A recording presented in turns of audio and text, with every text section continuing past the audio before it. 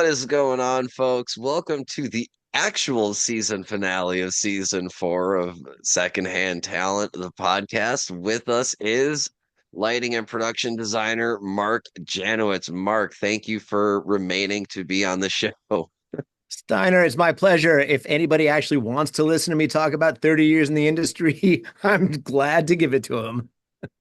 Well, we're incredibly happy that you're still with us. All of these little bits and pieces that Yeah. are integral to creating the final result. And knowing what, not every album has a concept, but a lot of them do. And not everyone has an obvious one, but perhaps the people who've created that work do have something that, whether overtly or not, mostly not, they do want to get those. There's some, if the time is spent in making the sonic space and making the musical space, the the visual space deserves that time. And that's how the world is going to experience that after if they've listened to it at all in their own home, they're going to go see the band. They're going to see a live band like My Morning Jacket, who is known for their live thing. And that's like the final straw, right? That's not the final straw. That's the final presentation, the picture. That's the thing that they're really going to experience with all their friends and all the other fans and all the people they don't know, but they all share this desire to experience music with.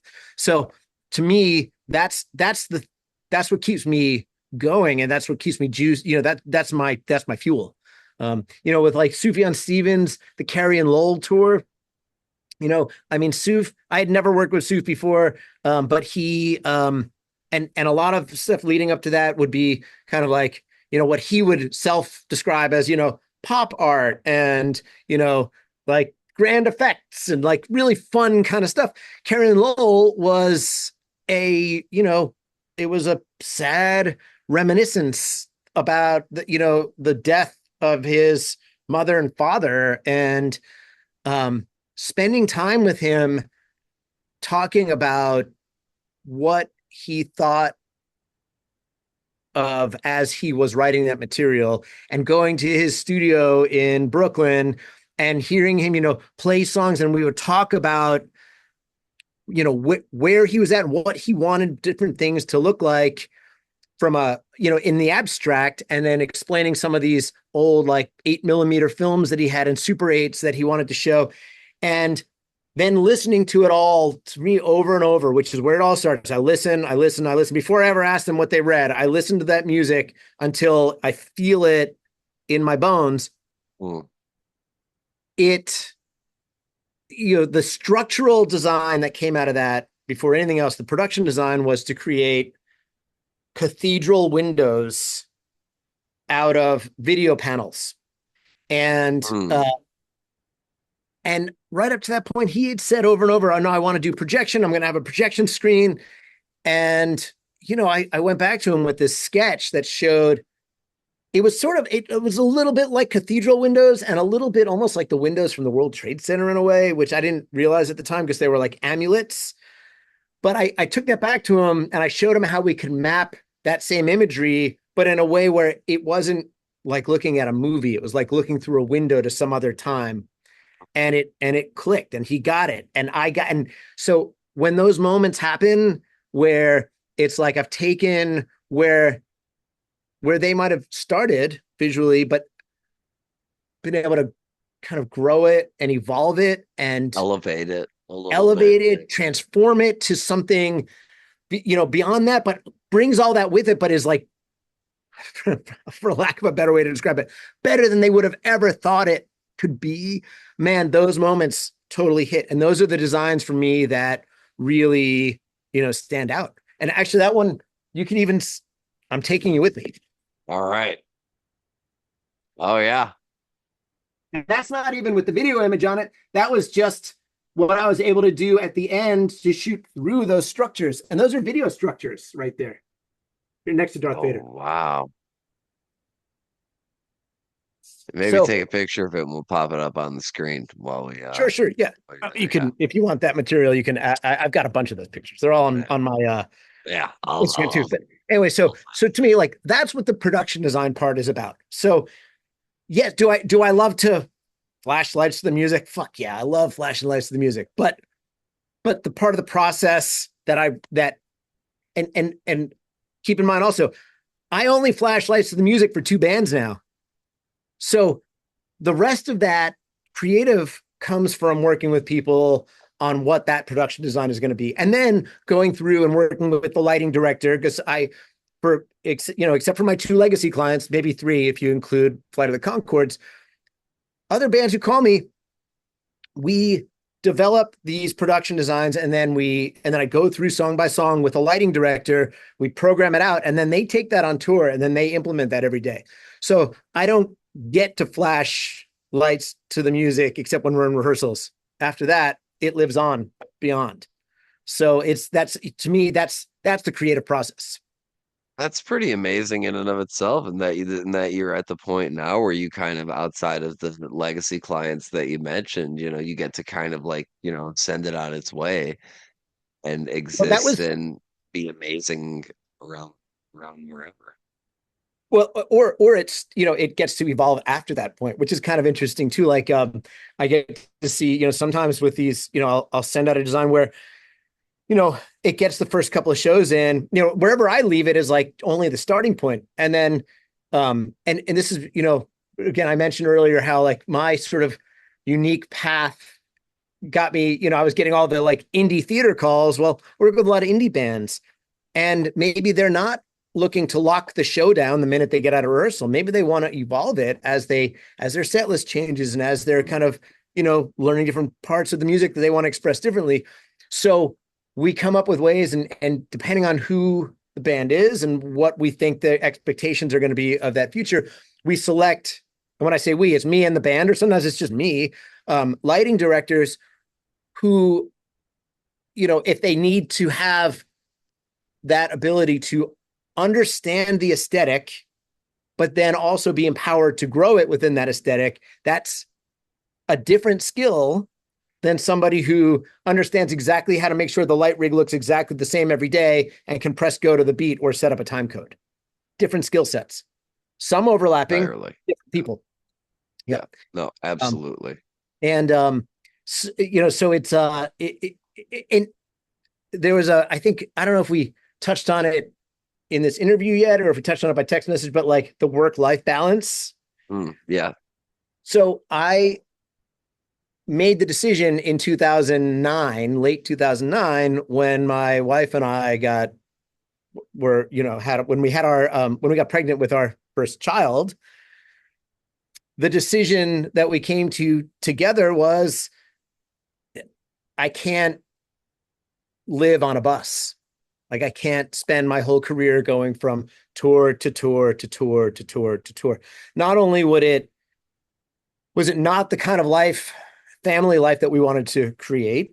Also, it was a good way to realize at the time that, as far as growing a career and growing an aesthetic and growing a client list, if you're on the bus for months on end, you're not developing relationships with new Absolutely. clients. And when you get off Absolutely. that bus, you're You're beat. you're You're so exhausted. yeah. You're four on the floor. They're like you're not getting up to talk to make any phone calls to no one at that point. I mean, you're so exhausted. Like, I mean, again, not something that the average person who's not toured before full time would really understand, but holy God, like I mean, like, yeah, you're in no shape to do anything like that after No, after a no. And six when you're month. on the road, everything you get focused on, get the You show have up and down every day, you have tunnel make the vision. show happen. Yeah. And it's Yeah. actually, really easy to kind of forget about your real life and have a somewhat dysfunctional life if you're not careful. So Right. we made the decision at that point that I had two legacy clients Hmm. that I would continue to tour with: My Morning Jacket and Flight of the Conchords. Um, Everyone else I would design, and I would send out a lighting director, or if we were doing something where it was like a short event, concert film sort of thing, go do that. it wouldn't eliminate travel in any way, shape, or form, but it would make it so it wasn't going to be life on the bus. Right. Um, It definitely provides that mitigation where you're like, hey, you're creating a barrier for yourself in your experiential, well, you know, that's right. And it's a little bit of, it becomes a little bit of a rules based order, but every rule is meant to be it's meant broken. to be broken. Yep, Um, absolutely. and in 2012, August 2012, I think it was. Well, this is the story that I like to call um, the day I became a Justin Bieber fan. All right. All right, you know a little bit of the history. Why? What? Any reason why you think I might say that? Yes. Okay, so I became a Justin Bieber fan because Yep. the Yep. yes, Yep. I know. I because know. I I'll know. say it because Chris Kuroda got hired to go design Justin Bieber. Yes. He and Yes, he Gift did. went off to do a huge pop show, which is awesome for them. Um, and Trey was ready to put Tab back together, and Yep. um, That and was the so first year that I saw them was 2012. Yeah. they needed right. Well, that was the okay. So talk about process. So the I think I even have a piece of that backdrop here somewhere. The I got an email, random email from Richard Glasgow. I'd Oh never heard of Richard Glasgow. my God. Yeah, yeah. Um, and it It's was so cool. yeah. Hey, we're Trey Anastasio is doing some solo work, um, and we're looking to we're looking for designers to discuss possibly working with.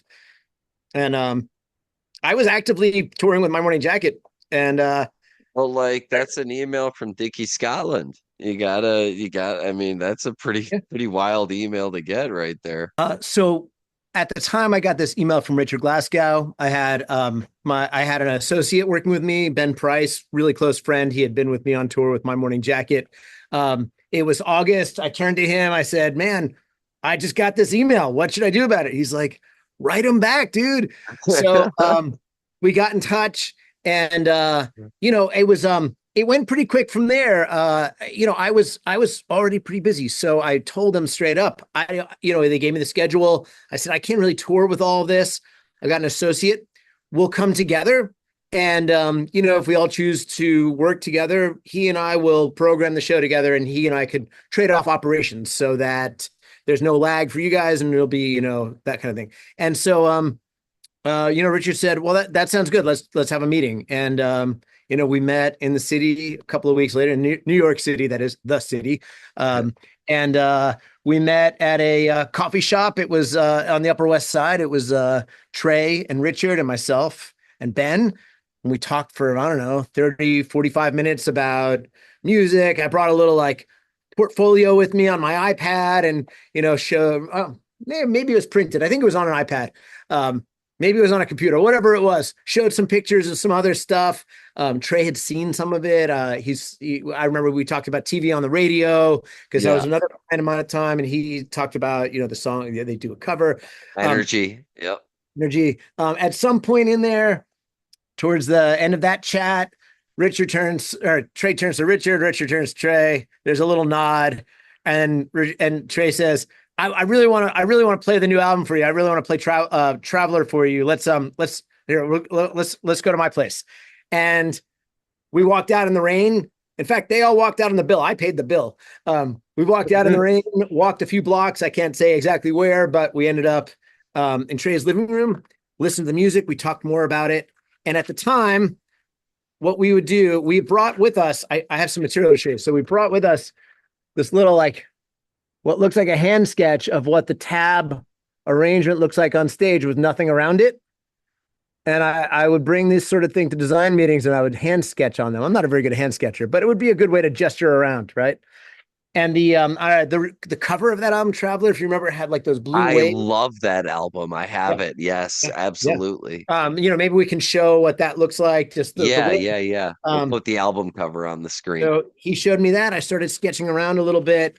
Next thing, I know this is gonna look like really just chicken scratch everyone, but we got to this stage. Oh, yeah. Yeah. And I said, I think something like this could work. And we finished up that meeting. At this point, we'd been together for a few hours.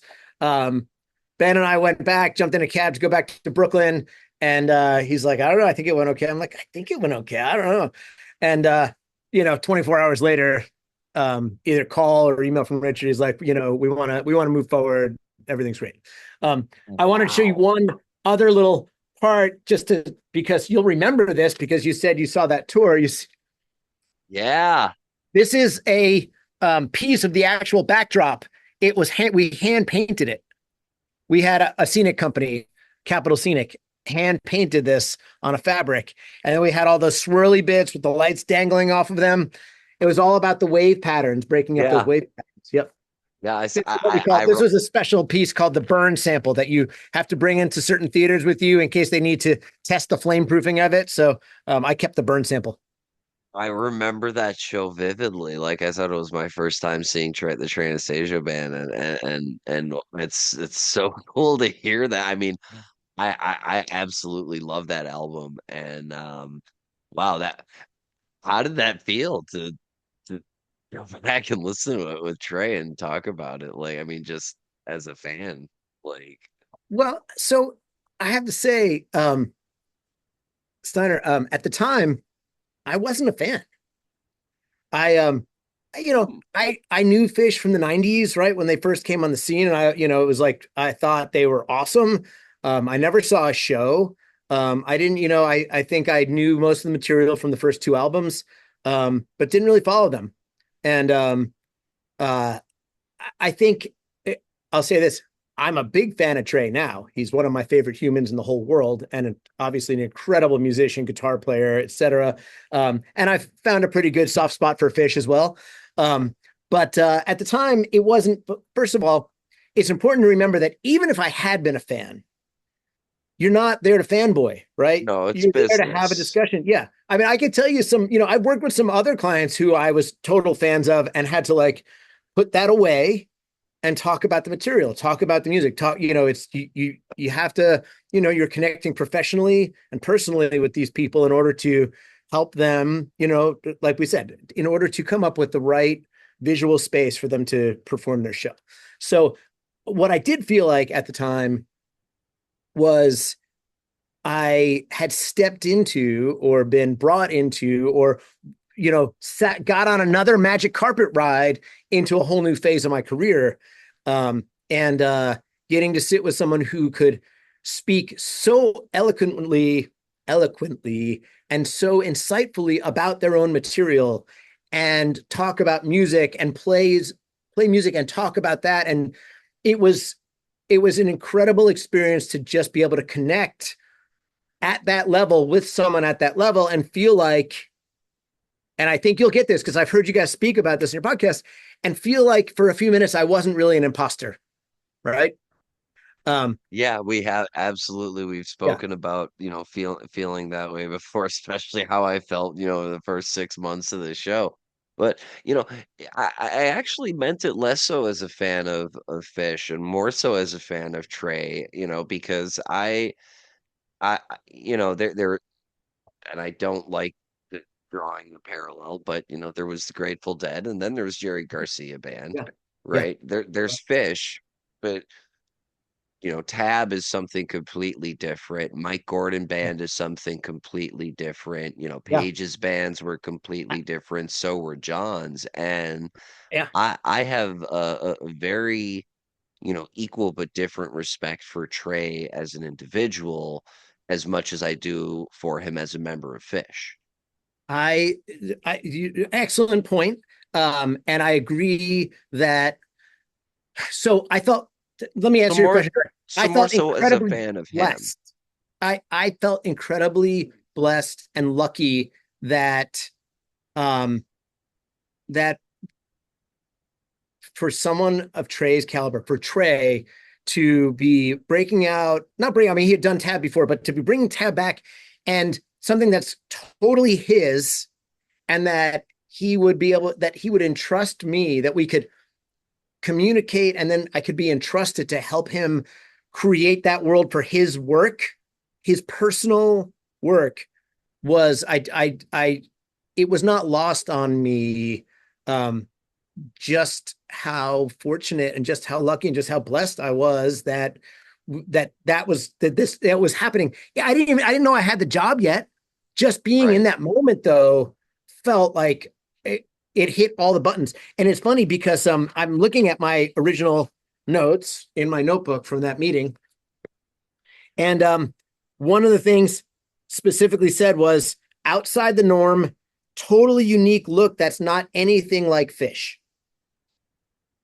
That's what I love about it, Yeah, is that it's not. I mean, as much as I love fish, I love that Tab is not fish. sure. And as much as what Chris does for fish is incredible and unique and wholly suited for that, to be, hey, look, when you're a lighting designer, it especially in the indie world, and you've got friends who are in the indie world and work in that, jam band scene.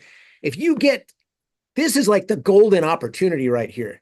This is, Yeah, this is I to didn't want to me, say it, but yeah, yeah. and to me, and I think this, look, everyone, this was unique to who I was, where I was in my career, but it was better than if somebody had called me, if Richard had called, not that this would have ever happened, right? But if Richard had emailed and said, we're looking for someone to light fish, I don't think it would have been nearly as satisfying for me as getting to do Hmm. this personal work with Trey.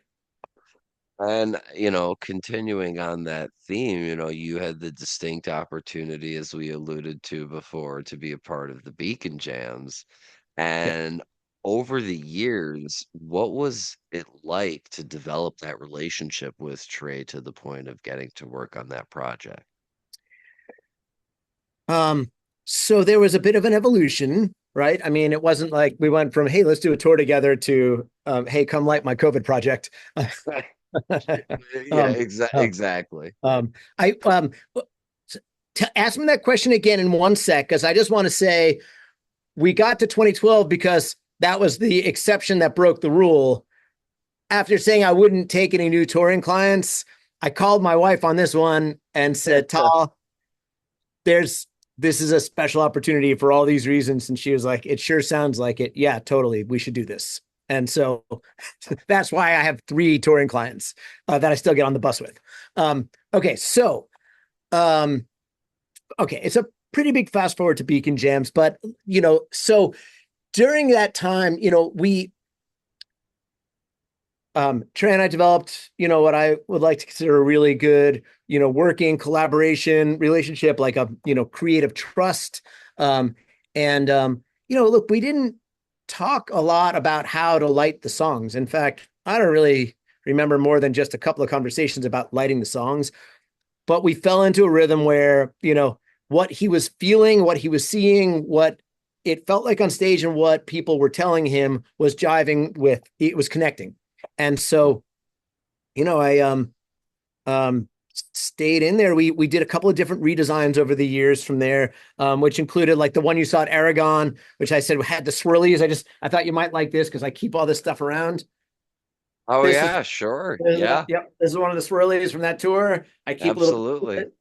Yep. We did that part, and then it evolved into what's now the ladder design, and we just like that all kept going. I became part of that family, and it's to this day still. I love that team. I love those people. I love Trey and all the different people who've been through his band. Some who are still with us, some unfortunately not. Um, and then it was so solo acoustic was the what I would call the next project that was a completely different visual space with working with Trey, um, which, and I don't know if you've seen any of those along the way where it's, Trey and an acoustic guitar. Um, I haven't been to any of the shows personally. It's been on right. my list, but I But you're I, familiar I with the have. project. Well, and I've also seen him done at some Tab shows, encores. He'll come out and do the first few couple Yeah. songs acoustic, but that's the closest experience that I have to that. So the solo acoustic project, as we call it, or as I call it, is a sort of it's another incarnation of one of Trey's creative endeavors, right? He has the symphony stuff he does that Mhm. doesn't have any visual. He had Ghost of the Forest, which was its own thing, which I mentioned before Abigail worked on. concept piece, beautiful, beautiful piece. Um, and tab the 8-piece, tab the 9-piece, tab the 6-piece, so acoustic was a bit of an experiment at first in, can it just be Trey sitting down with an acoustic guitar, taking this material that people have really mostly experienced in, giant arenas or in club show, in rock settings with a lot of Mhm. instrumentation, and just taking it down to its absolute basics, where it was him playing singer-songwriter style, right? And it was meant to be in essentially like classical music, like symphony spaces, like some old opera houses we did it in, some theater spaces, places that are really meant much more for their like their acoustics and their vibe, and not necessarily about how many people you could fill in or how big a rig you could pull in. And Sure. and as such, it was also from a design standpoint meant to be, really elegant but simple. Um, and in a lot Really, of ways, yeah, I was going to say, in a lot of ways, really quite similar to the spaces that comedians occupy.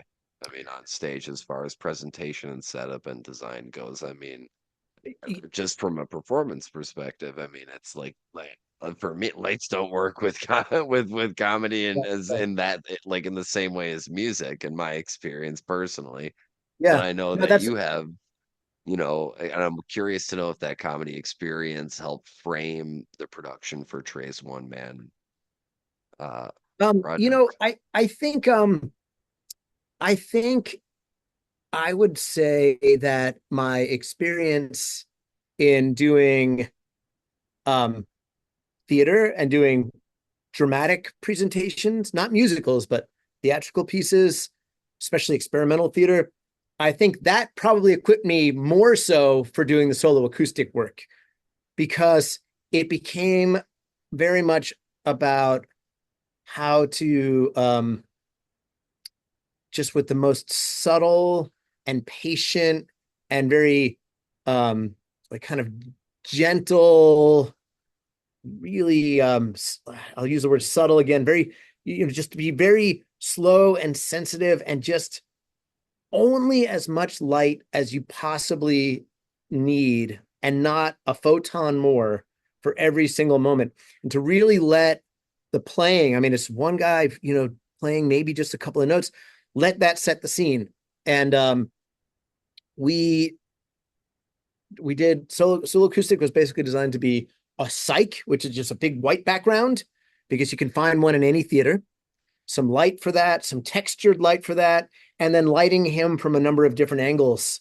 And that was it. And it was meant to, I mean, not take up, it needed to be inexpensive. It needed to be easy to deploy. I was taking it out basically myself, no technician, just me. And it needed to be something that, he wasn't making a set list. I didn't know what he was going to play.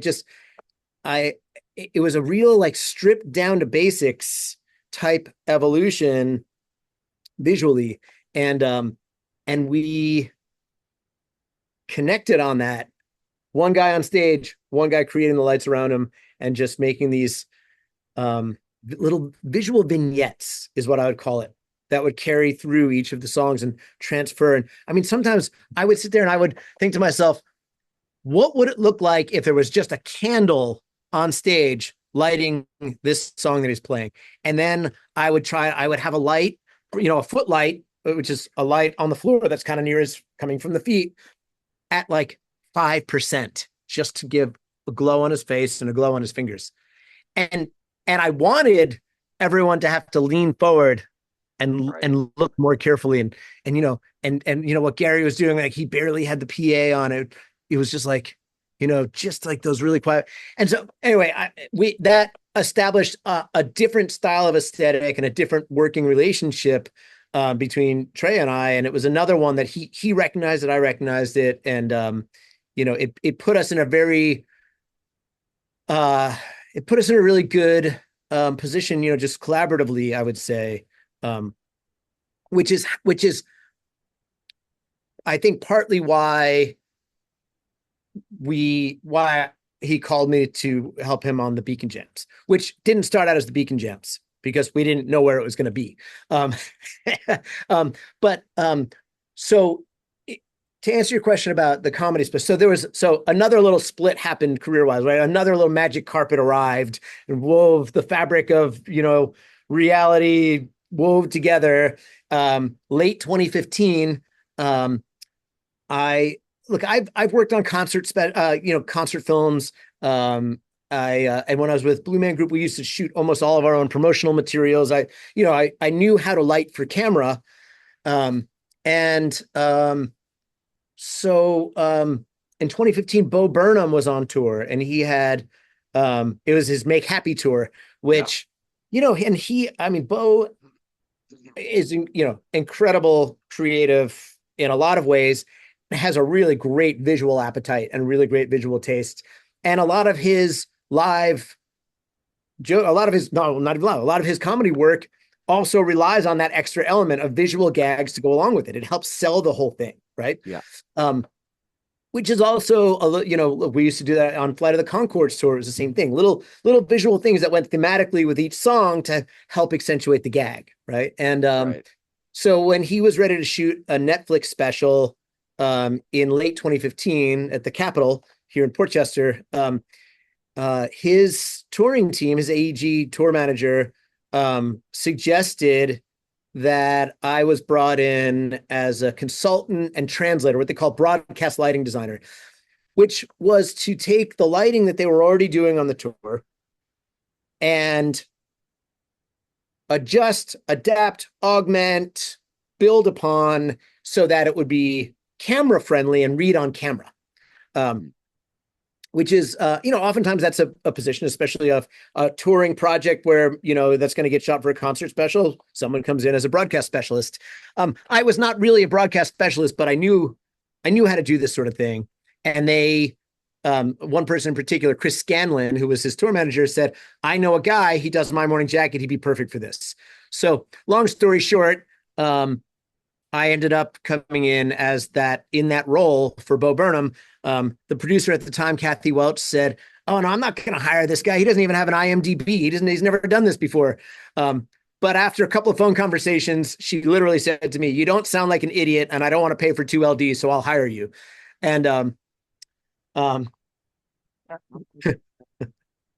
Kathy, who I still work with to this day, love and adore her. We wrapped that, and 24 hours after we wrapped that, she hired me to do this web series Horace and Pete.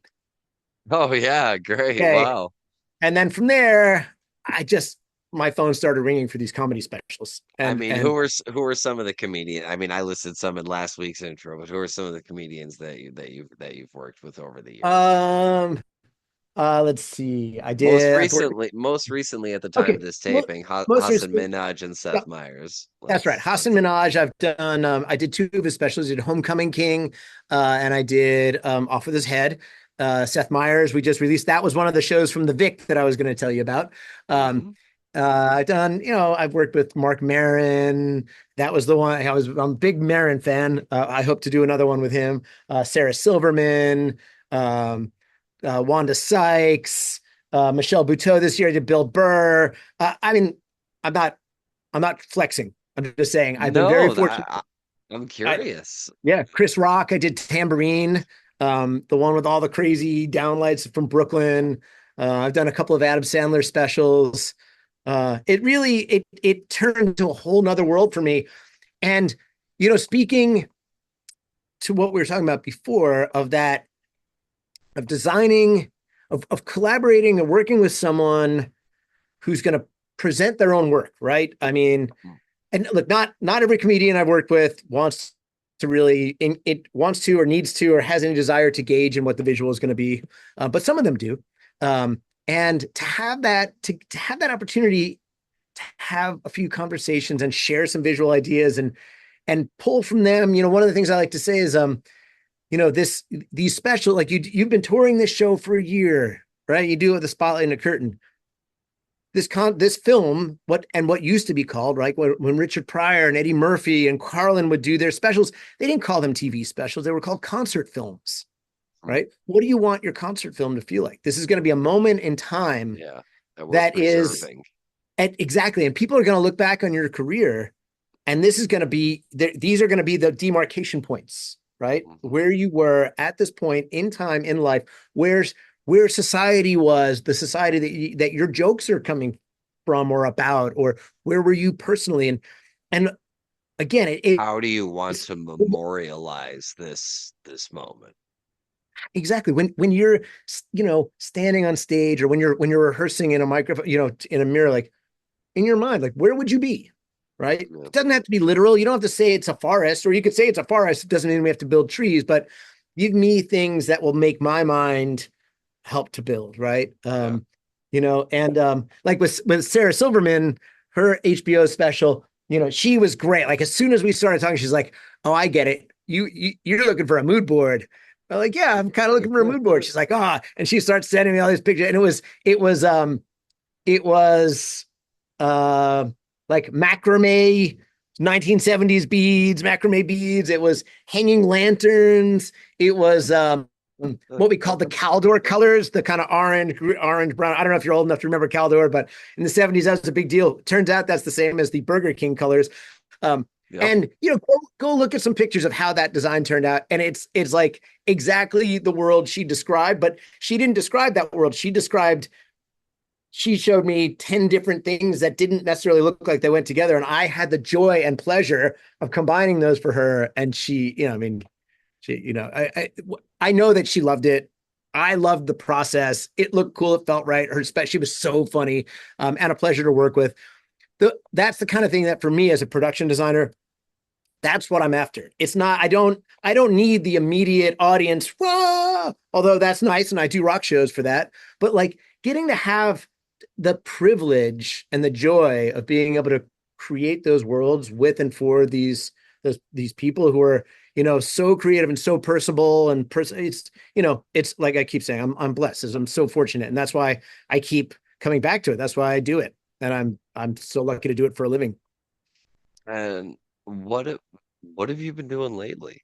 I mean, we met this past summer on my morning jacket tour at Yeah. Rose on the River. I mean, you mentioned, or we just talked about, you had some comedy specials that just came out.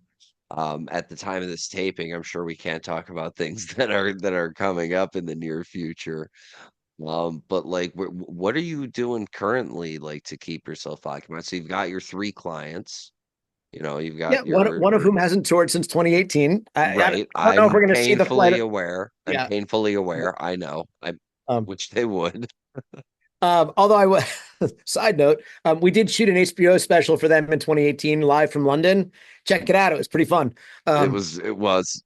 yeah, that was great because I got to combine I was already touring with these guys, and I got the design for the HBO together. So it was a double whammy. Like this year for me was really busy. Starting from last December, I designed the Black Pumas tour. That's still out now. We did design and production for that. Yeah, I mean, such a great band, and so much what I like to call their music is so lightable. It just lends itself so well to visual presentation. I mean, look, hey, same with Trey, same with Jacket, right? I mean, Oh, I was lucky. I've I've got a few of their records right over there. Yeah, Absolutely. Like yeah, it's definitely yeah, lightable. yeah. 100%. Yeah. And they're great. They have their music has a lot of thematic stuff you can hook into. So I basically started my year last year rolling in with that. And then look, I was doing a fair amount of my morning jacket, week here, week here, week here, week here. And then it was almost entirely specials after that, or interdispersed with that. And that was Sandler right into Nate Bargatze, right into Michelle Buteau, and which is I think that's dropping New Year's Eve. That was from Radio City. That one was fun. Lots of mirror balls. My favorite stage gag. Um, and we shot Bill Burr, which is going to come out next year. Hassan Minaj, um, the Seth Meyers special. I mean, it was I was on a roll with some great people doing some really fun projects, great collaborators, producers. And then just when I thought I'm good. I'm going to take the rest of July and August off. Um, a director who I'd worked with in 2017 or 2018 on Adam Devine special, Jay Hmm. Karras, super talented, amazing guy. Um, he contacted me. He was enlisted to work with Oprah Winfrey on an ABC special about AI. And Okay. it was going to be a multicam special, no audience. What I want to be involved as production designer, and I said, yeah, Yeah. yeah. I mean, I get to work with Jay, awesome. Get to work with Oprah, who I have a tremendous amount of respect for, and the producing and reporting team who really wrote the whole thing. They were like some seriously smart people, and they really, they did a great job in presenting an investigative special with some of the real, heavy hitters in AI, like Sam Altman and Bill Gates, and but also talking about, this, what it means for like the security of the world with Christopher Wray, the FBI director. And it was just, it just clicked.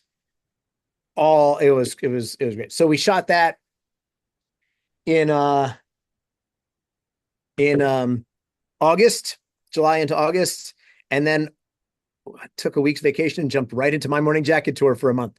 So if you ask me what I'm doing now, what I've been telling people is I am on a freelancer's sabbatical. There you go. Um, I Say less. Yeah. Yeah, I'm on a freelancer sabbatical. I'm feeling pretty good. I'm having conversations like this, people like you. I'm spending time with my kids. I'm strategizing some things for next year, and you know, just trying to reground myself and make sure that, looping right back to the beginning of the conversation, at least the part about, the philosophy side of things, like making sure that my head and my heart are all like grounded in the right place, kind of, recharging so that I'm ready for the next round of creative work and ready for, like I said, life and my kids and, what that whole thing is too. I think those are the two best messages we could possibly leave off on to make sure that the head and the heart are aligned and to make sure that you're taking time to take care of yourself. I think those are the two most simple things that are out there outside of doing what you do. And I mean, it's been tough to remember for me sometimes during this journey, but it's essential to get those reminders from time to time, and it's great to get it from you. Mark, thank you so much for being on the show. And again, thank you everyone who has contributed to Secondhand Talent to season four, Tenacious Toys, Mark Spusa, Mife Designs, Bayleaf Studios, Sweet Buns. If I'm leaving you out, I apologize. All of our guests, all of our viewers, all of our listeners, and especially closing out the season, Marc Janowitz, thank you so much for spending this time with us. Steiner, thanks for having me, and to your listeners, and thanks for listening. Thank you for listening. Thank you for watching. Like, subscribe, tell your friends, and we will see you in season five. Have a great whatever time of year it is, and we will see you soon. Steiner out. That's a podcast. Secondhand Talent season four. We're done. We're out.